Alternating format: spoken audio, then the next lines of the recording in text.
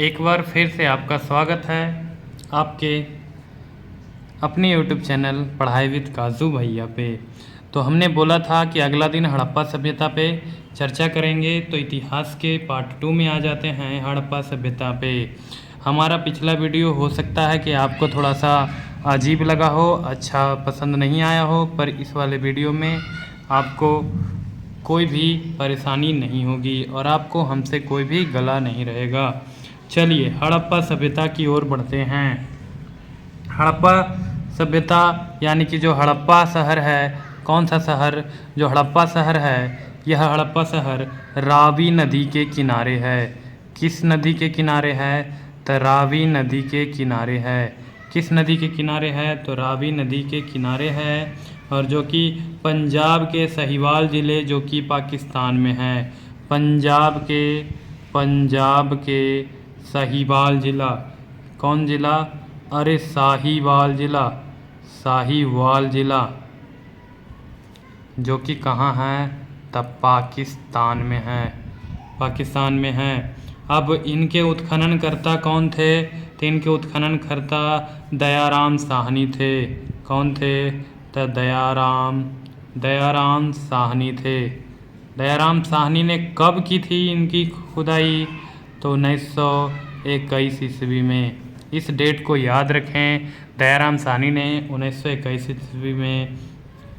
फिर उनके कुछ साथी भी आए थे, माधव स्वरूप 1926 में और सर मॉर्टिमर व्हीलर 1946 में। आगे चलते हैं कि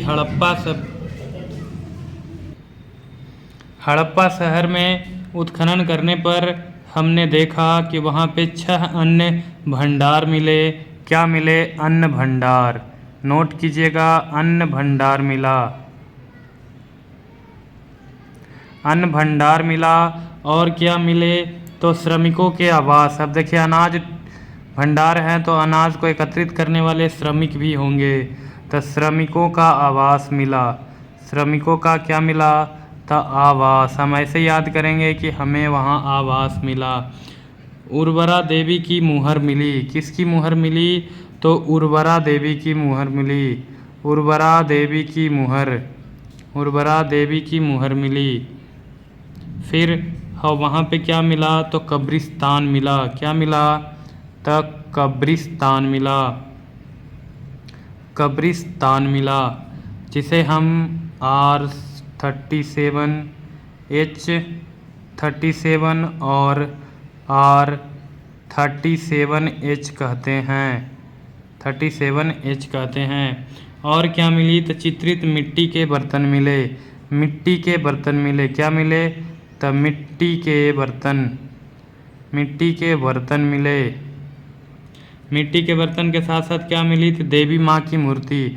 अब उर्वरा देवी की जो मुहर मिली थी और साथ साथ में मूर्ति भी मिली, प्लस में मूर्ति भी मिली, देवी माँ की मूर्ति भी मिली।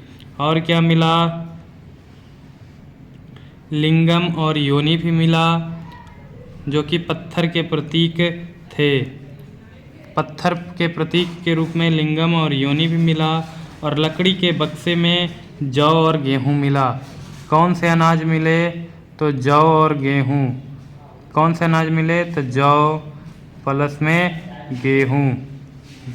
में गेहूँ। तांबे का पैमाना मिला। किसका पैमाना मिला? तो तांबे का पैमाना मिला। किसका पैमाना मिला? तांबे का। कांच के लिए एक क्रूसिबल और तांबे से बना दर्पण भी मिला। और कांच के क्रूसिबल भी मिले। वैनिटी बॉक्स प्राप्त हुआ और पासा भी प्राप्त हुआ। क्या प्राप्त हुआ? तब पासा। क्या प्राप्त हुआ? पासा। यानी कि पासा भी प्राप्त हुए थे। इतने हड़प्पा से मिले थे। अब हम आ जाते हैं मोहनजोदड़ो। कहाँ जाते हैं? तब मोहनजोदड़ो।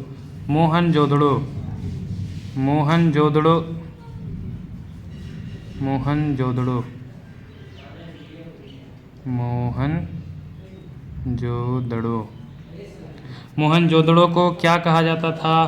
तब मृतकों का टीला। क्या कहा जाता है? मृतकों का टीला। और क्या कहा जाता है? तो नखलिस्तान। और क्या कहा जाता है, तो नखलिस्तान। नखलिस्तान के साथ साथ क्या कहा जाता है, तो सिंध का मरुधान। सिंध का मरुधान, मरुधान, सिंध का मरुधान भी इसे कहा जाता है, सिंध का मरुधान भी कहा जाता है। इसके उत्खननकर्ता कौन थे, तो इसके उत्खननकर्ता थे राखल दास बनर्जी। कौन थे, तो राखल दास, राखल दास बनर्जी, राखल दास बनर्जी इनके उत्खननकर्ता थे, जो कि 1922 ईस्वी में, जो कि 1922 ईस्वी में राखल दास बनर्जी का साथ मैके ने 1927 ईस्वी में तथा मोर्टिमर व्हीलर ने 1930 ईस्वी में भी किया था। परंतु हमें राखल दास बनर्जी से ही क्वेश्चन पूछा जाता है। मोहनजोदड़ो सिंध के अलावा लारकाना जिले पाकिस्तान में सिंधु नदी के तट पर स्थित है। यह सिंध के अलावा कहाँ है, सॉरी सिंध के अलावा नहीं, सिंध के लारकाना जिले, कहाँ, तो लारकाना जिले, लारकाना जिले जहाँ जो कहाँ है, तो अभी पाकिस्तान में है। लारकाना जिला जो कि कहाँ है, तो पाकिस्तान में स्थित है, में सिंधु नदी के तट पर स्थित है। उसमें उत्खनन करने के बाद हमें क्या मिला, तो विशाल अन्न भंडार मिला। तो अन्न भंडार तो यहाँ भी मिला था, हड़प्पा में भी, यहाँ भी क्या मिलता है, अन्न भंडार मिलता है। अन्न भंडार के साथ साथ क्या मिलता है, तो विशाल स्नानागार। इससे प्रश्न पूछा जाता है कि क्या पाया गया, तो विशाल, विशाल का मतलब बड़ा, विशाल का मतलब क्या होता है, बड़ा स्नानागार मिला गया।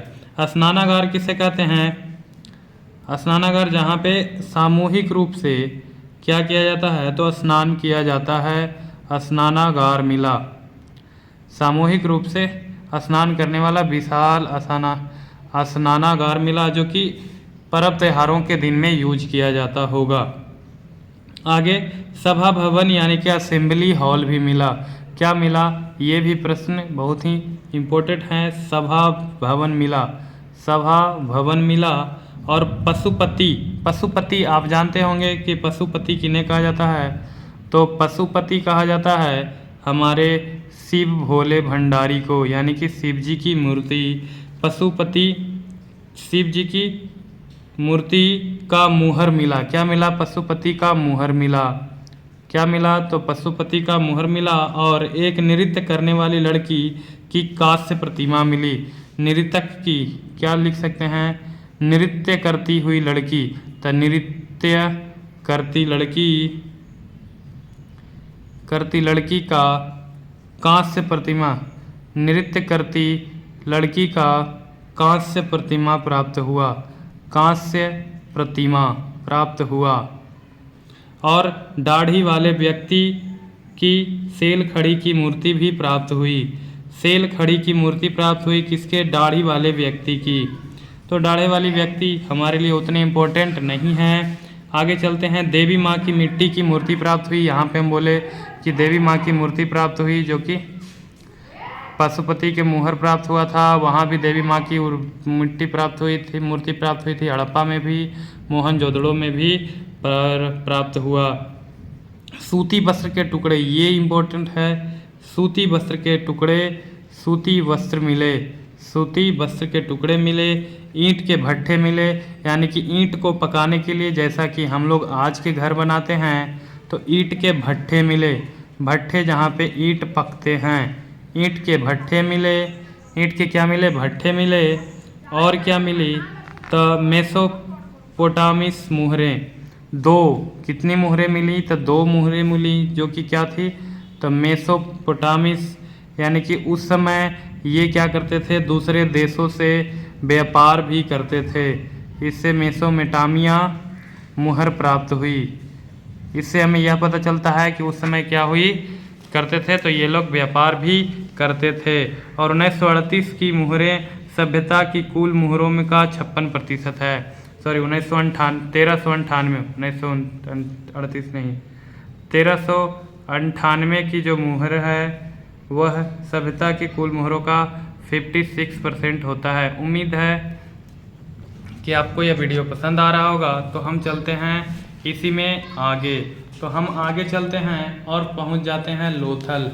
तो लोथल तो आपको पता ही होगा कि लोथल कहाँ है। तो लोथल हमारे गुजरात में स्थित है। लोथल लोथल कहाँ है? तो हमारे गुजरात में है, जो कि भारत में पड़ता है। कहाँ है? तो गुजरात में है, जो कि भारत में पड़ता है। यहाँ पे क्या मिली? तो ये कहाँ है? तो गुजरात में खंभात की खाड़ी के पास भोगवा नदी के तट पर स्थित है। किस नदी के स्थित है?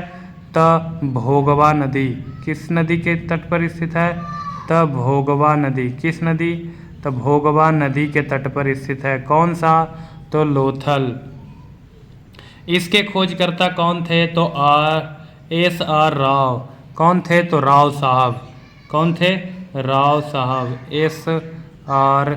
राव, जिन्होंने कब खोज की? तो 1957 ईस्वी में। लोथल की खोज कब की? तो 1957 ईस्वी में। इसे खोज करने पर क्या मिला? तो इसे खोज करने पर गोदीवाड़ा यानी कि पतन, जिसे कि आप जिसे कहते हैं, जहाँ पे क्या होता है, वो व्यापार करने के लिए एक देश से दूसरे देश पे जाने का वो जो जगह होता है, वहाँ जो सामान एक जगह से दूसरी जगह लोड और अनलोड किया जाता है, दूसरे मुल्क और हमारे मुल्क से आए गए, उसे ही क्या कहते हैं? पतन कहते हैं, गोदीवाड़ा कहते हैं। वहाँ से हमें चावल की भूसी भी प्राप्त हुई। क्या मिली? तो चावल की भूसी। क्या प्राप्त हुआ? तो चावल की भूसी। चावल की भूसी प्राप्त हुई। इससे हम यह कह सकते हैं कि चावल का भी व्यापार होता था।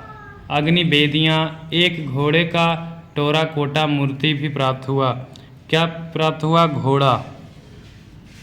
घोड़ा। घोड़े का कैसी मूर्ति प्राप्त हुई? तो टेराकोटा की मूर्ति प्राप्त हुई। टेराकोटा याद रखिएगा, घोड़े की जो मूर्ति थी किसकी थी? तो टेराकोटा की थी। युगल सावधान मिला। युगल सावधान मतलब समझते हैं? युगल सावधान। युगल सावधान का मतलब क्या हुआ कि वहाँ पे मर जाने के बाद जब इंसानों को गढ़ दिया जाता है तो उनको अकेले नहीं, युगल में गढ़ा गया था। युगल मने एक ही कब्र में दो लोगों को, यानी कि उनके पति और उनकी पत्नी को। तो हम कह सकते हैं कि सती प्रथा थी। एक पति मर जाने पे पत्नी को मार दिया जाए, माने साथ में गड़ दफना दिया जाता था, या फिर बाद में कुछ समय बाद में क्या किया जाता होगा? पत्नी को भी उसी जगह दफना दिया जाता होगा जिस जगह पे पति या फिर पत्नी मरी थी, वहीं पे एक दूसरे को एक ही साथ दफन किया जाता था। पारसी, ईरानी एवं बहरीनियन मुहर भी मिली। कहाँ कहाँ की? तब फारसी, ईरानी और साथ में बहरीनियन, ये देश हैं बहरीनियन। मुहर भी प्राप्त हुई। पक्षी और लोमड़ी के साथ चित्र का जार भी प्राप्त हुआ, यानी कि एक जार बना हुआ था और उसके अंदर क्या थे? तो पक्षी और लोमड़ी भी बने हुए थे। एक जार के अंदर पक्षी और लोमड़ी थी, और क्या थी? लोमड़ी। ये भी हमें प्राप्त हुआ है। अब आ जाते हैं कालीबंगा। क्या आ जाते हैं? तो कालीबंगा। कहाँ जाते हैं? तो कालीबंगा के बाद वाली जो भी होगी अगले वीडियो में आएंगे। कालीबंगे को क्या कहते हैं? काले रंग की चूड़ियाँ भी कहा जाता है। कालीबंगा का अर्थ क्या होता है? तो काले रंग की चूड़ियाँ। काले रंग की चूड़ी। काले रंग की क्या कहते हैं? तो चूड़ी। या काले रंग की चूड़ियाँ भी इसे कहा जाता है। और काले रंग की चूड़ियाँ यानी कि कालीबंगा कहाँ है? तो राजस्थान में घग्गर नदी के तट पर है। यह कहाँ है? तो राजस्थान में है। और कहाँ है? तो घग्गर नदी। कहाँ है? तो घग्गर नदी के तट पर है। इनके उत्खननकर्ता कौन थे? तो अमलानंद घोष। कौन थे? तो अमलानंद घोष के उत्खननकर्ता थे अमलानंद घोष जी। जो कब किए थे तो 1953 ईस्वी में इसकी खोज की गई, आज़ादी के बाद। ये भी आज़ादी के बाद ही खोजा गया था। और साथ में बीबी लाल और बीके थापर भी थे। पुरातात्विक निष्कर्ष क्या निकलता है तो एक पूर्व हड़प्पा क्षेत्र है। यह क्या है? एक पूर्व हड़प्पा क्षेत्र है। कैसा क्षेत्र है? पूर्व हड़प्पा क्षेत्र है। और 7 अग्नि वेदियाँ हैं, सजी हुई ईंटें हैं, एक खिलौने की गाड़ी के पहिए हैं और मेसोपोटामिया मुहर भी है। यानी कि क्या क्या मिले हैं तो पूर्व हड़प्पा क्षेत्र ये है और 7 अग्नि वेदियाँ मिली है। क्या मिली है? 7 अग्नि वेदियाँ। याद रखिएगा, अग्नि वेदियाँ, 7 अग्नि वेदियाँ, 7 अग्नि वेदियाँ और सजी हुई ईंटें। और क्या मिली हुई है तो सजी हुई ईंटें, सजी हुई ईंटें, सजी हुई ईंटें। और साथ में क्या मिली है तो एक खिलौना गाड़ी,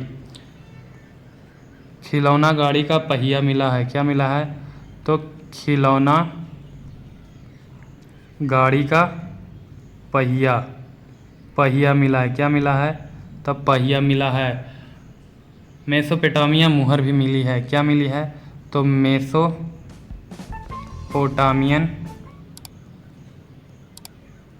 मुहर भी मिली है। तो इसके आगे आज हमने कवर किया 4 जगहों को, जो थे हड़प्पा, मोहनजोदड़ो, लोथल और कालीबंगन। और बाकी बच गए चनहुदड़ो, रंगपुर, बनवाली। इन सभी को हम अगले वीडियो में कवर करेंगे। तो आप सभी को अगर यह वीडियो अच्छा लग रहा हो तो लाइक, शेयर एंड सब्सक्राइब करें। Thank you for watching this video.